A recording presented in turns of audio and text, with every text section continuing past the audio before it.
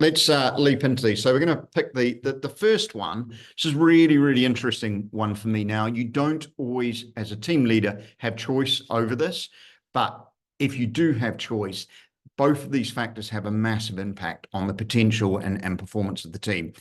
So I think there are very few things that I've seen have more impact on team effectiveness than the team size.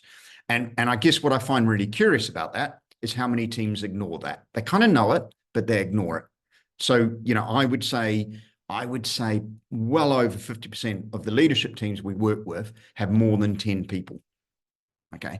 And all the research says that once you go over 7 people in a team, you're making your job as a team leader significantly more difficult. It's not impossible. You can do it, but you're going to have to work at it a lot harder.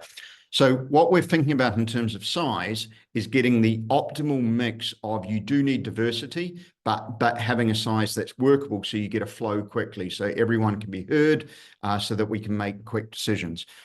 Just to offer a couple of insights of this, I've seen clients deal with where they have to, because I understand why you want a bigger team, because there's a number of key perspectives that you want to bring into it. I've seen clients deal with this by, first of all, recognizing the power of teams within the team. So allowing still to have smaller clusters doing important work within that team.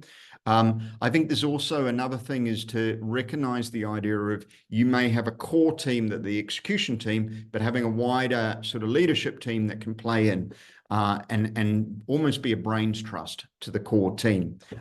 So I've seen those things work, but again, you don't always have choice, but size has a massive impact. Got a client at the moment who have just gone from an executive committee of 11 to 6, and all of them said it has just been transformed, how quickly we can do things.